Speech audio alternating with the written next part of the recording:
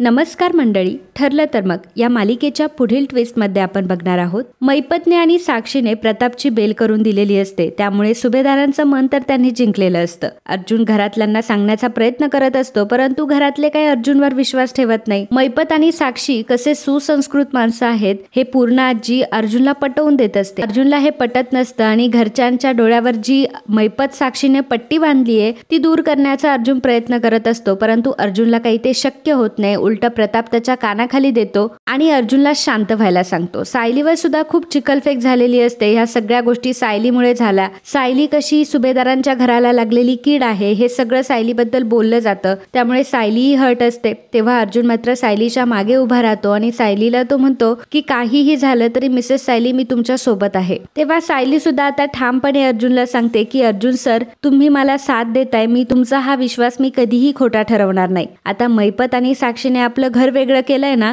आता त्यांचा खरेपणा तर घरच्यांसमोर आलाच पाहिजे. सायली आणि अर्जुन आता दोघंही मैपत आणि साक्षीचा गेम करण्यासाठी सज्ज झालेले असतात. तर इकडे मात्र मैपत, साक्षी, नागराज आणि प्रिया सेलिब्रेशन करत असतात, कारण फायनली त्यांनी सुभेदारांचं घर फोडलेलं असतं. एवढंच नाही तर घरच्यांच्या नजरेतून अर्जुनला त्यांनी पूर्णपणे उतरवलेलंही असतं. मैपतला असं वाटत असतं की अर्जुनला आता आपण सगळ्यांच्या नजरेत खाली पाडलंय, त्यामुळे आता कोणीही अर्जुन सोबत बोलणार नाही. अर्जुनच्या घरातलं वातावरण बिघडेल, त्यामुळे अर्जुन टेन्शन घेईल आणि मग हळूहळू तो आता ह्या केसमध्ये वीक पडेल आणि मग स्वतःहून मधुभाऊंची केस तू सोडून देईल. परंतु त्यांचा हा झालेला फक्त एक भ्रम असतो आणि त्यामध्येच ते सर्वजण दारू पित असतात, सर्वजण एन्जॉय करत असतात. प्रियाला सुद्धा खूप छान वाटत असतं, कारण रविराज जो सायलीवर विश्वास ठेवत होता, आज तो रविराज सायलीला सुभेदारांच्या घरातली कीड बोललाय आणि काय काय नाही बोललाय. आणि नक्कीच कधी ना कधी तर ही वेळ नक्कीच येईल की सुभेदार कुटुंबातलं कोणीतरी त्या सायलीला घराबाहेर काढणार आणि मग सुभेदारांची सून होण्याचा मान सगळा मला भेटणार. इकडे सायली सुद्धा अर्जुनला समजावून सांगत असते की अर्जुन सर, तुमच्याकडनंही काही गोष्टी चुकल्यात. मला माहिती आहे की मैपत आणि साक्षीवर तुमचा खूप राग आहे, परंतु तुम्ही डायरेक्ट त्यांच्यावर असा हात उचलायला नको होता किंवा आरोप करायला नको होता. आपल्याला माहिती आहेत ना ती माणसं कशी आहेत, ती काहीही करू शकतात आणि मग सगळ्यांच्या नजरेत आपणच वाईट ठरणार होतो ना.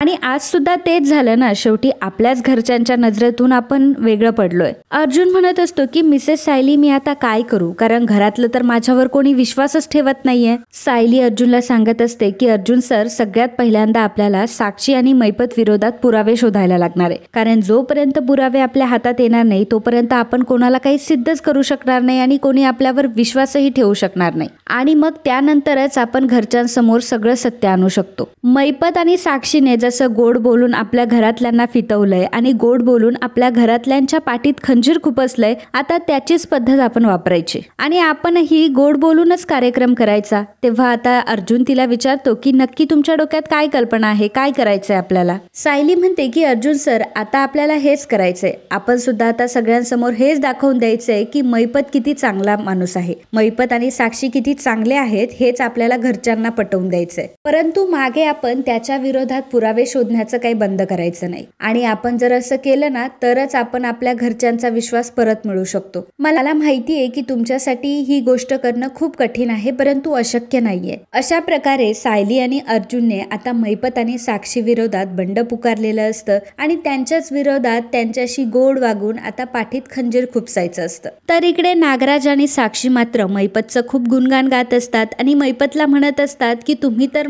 एका दगडात दोन पक्षी मारलेत आणि आता तर चैतन्य सुद्धा आपल्या बाजूने आहे आणि दुसरीकडे तो अर्जुन त्याच्या घरच्यांच्याच नजरेतून पडलाय. लवकरात लवकर आता अर्जुन ही केस सुद्धा सोडायला तयार होईल. मैपत म्हणतो की हा सापळा तर मी अर्जुन सुभेदारसाठीच रचला होता, बाकीच्या किड्यामिड्या लोकांसाठी मला काही घेणं नाही आणि तो देवमासा आपल्या गळाला लागला ना, हेच आपल्यासाठी चांगलं आहे. मला माझ्या प्लॅनिंगवर पूर्ण विश्वास आहे. लवकरात लवकर तो अर्जुन सुभेदार ही केस नक्कीच मागे घेणार आहे. तर इकडे सायलीच्या म्हणण्यानुसार अर्जुनने वागायचं ठरवलेलं असतं आणि सायली जे काही सांगणार त्याचप्रमाणे अर्जुन वागतही असतो. अर्जुन सर्वात आधी घरातल्या सर्वांची माफी मागतो. सर्वात आधी तो प्रतापकडे जातो आणि प्रतापला म्हणतो की डॅड, मला माफ करा, मी जे मैपत शिकरे सोबत वागलो तसं मला करायचं नव्हतं, परंतु माझ्याकडनं जे काही झालं ते रागाच्या भरात झालं. पण माझ्यावर विश्वास ठेवा, मी फक्त तुमच्या काळजीपोटी हे सगळं बोललो. आता तुम्हाला बाहेर काढण्यासाठी मला पुराव्यांपर्यंत पोहोचायचंच होतं ना. पण मला कळलंय की मैपतवर मी आरोप करून खूप मोठी चूक केलीये. मैपत खरंच देव माणूस आहे आणि त्या देव माणसावर मी आरोप नव्हते करायला पाहिजे. अर्जुनचं हे बोलणं ऐकून सर्वांना आनंद होतो.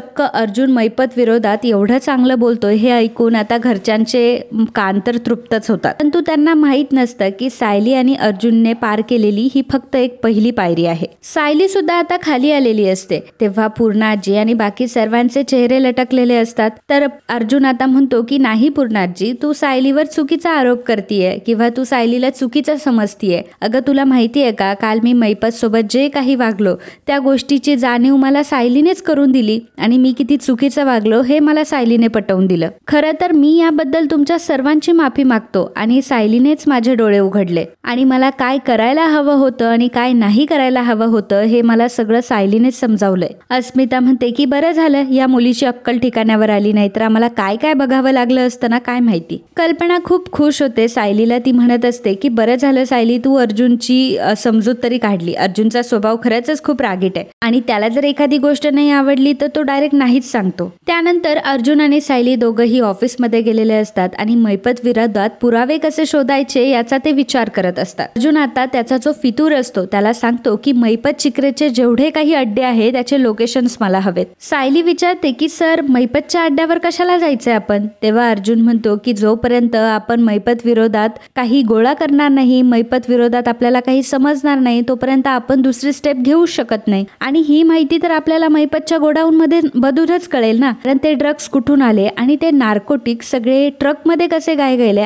आणि यामध्ये डॅडला कसं अडकवलं गेलं हे तर आपल्याला तेव्हाच समजेल. मला माहितीये की हे सगळे ड्रग्स वगैरे याचा काहीतरी पुरावा आपल्याला मैपतच्या अड्ड्यावरूनच मिळणार. सायली म्हणत असते की अहो सर, पण आपण डायरेक्ट तिथे नाही जाऊ शकत ना, कारण आपण जर तिथे गेलो तर मैपतची माणसं तिथे असतीलच. अर्जुन म्हणतो की आपल्याला तसं नाही करायचंय मिसेस सायली, आता आपल्याला रात्रीच्या वेळी अड्ड्यांवर जायचंय, ज्याप्रमाणे आपण आश्रमात शोध घेतला होता ना अगदी त्याप्रमाणे, आणि मग त्याच्या विरोधात सगळे पुरावे जमा करून आता मैपत विरोधात आपण डाव खेळायचा. अर्जुन आणि सायली आता मैपतचे पुरावे शोधण्यासाठी मैपतच्या अड्ड्यावर जाणार असतात.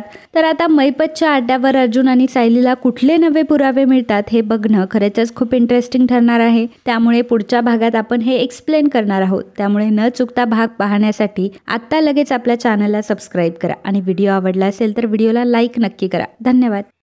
तर मंडळी, तुम्ही व्हिडिओ तर बघता परंतु चॅनलला सबस्क्राईब करत नाही. आम्हाला तुमची खूप गरज आहे आणि तुमचं एक सबस्क्राईब करणं आमच्यासाठी खूप महत्त्वाचं आहे आणि लाख मोलाचं आहे. त्यामुळे सबस्क्राईब करायला अजिबात विसरू नका आणि लगेच आपल्या चॅनलला सबस्क्राईब करा. धन्यवाद.